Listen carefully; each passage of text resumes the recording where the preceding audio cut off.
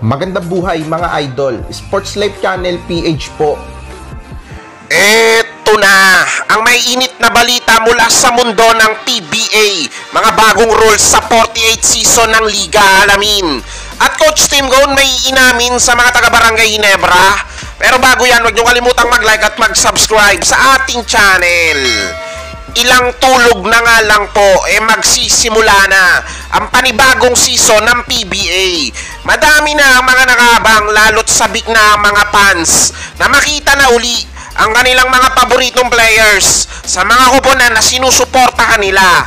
Pinakainaabangan ang mga salpukan ng mga kuponan, bit-bit ang mga naglalakas ang mga import. Mas pasasarapin pa daw ang mga bakbakan sa liga sa mga bagong rules na ihinanda ng mga taga-PBA.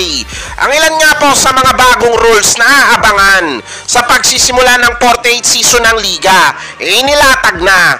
Isa sa mga pinag-uusapang bagong rules ng PBA ang hindi na pwedeng pagtawag ng timeout ng mismo mga players. Batay ang rules na yan sa FIBA na ngayon patutupad na rin sa PBA. Ang isa pa, kung noon dalawang technical fouls, automatic na may eject na sa laro ang isang player.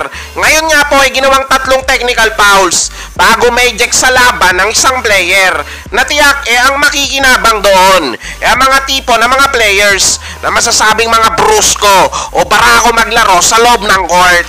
O ayan mga bossing ko, ang ilan sa mga bagong rules ng PBA na ipatutupad nila sa paparating na 48th season ng Liga. O ngayon, anong masasabi nyo sa mga bagong rules na inilatag ng mga taga-PBA? O i-comment nyo na yan sa ating comment section. Balitang PBA ba rin tayo mga bossing ko? Coach Tim Gone may inamin sa mga taga-Barangay Ginebra.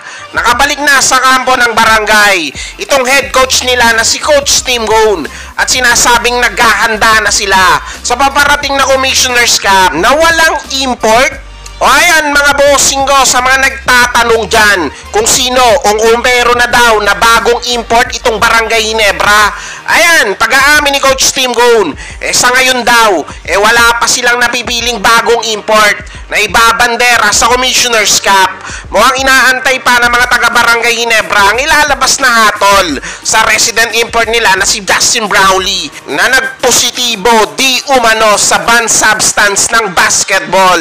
Sa pinaka-latest nga po na balita sa issue kay Justin Brownlee, kahit pa paano may magandang balita dahil kapag naihain daw ng kampo ni Brownlee ang mga dokumento na nagpapatunay na yung nakitang banned substance sa urine sample niya dahil sa pag-inom ng mga gamot bunsod ng naging injury niya noon, maaaring mas bumaba pa ang suspensyong matatanggap nito na ayon sa unang mga report, ang pinaka-maximum na suspensyong may papato kay Brownlee pwedeng tumagal ng 2 taon.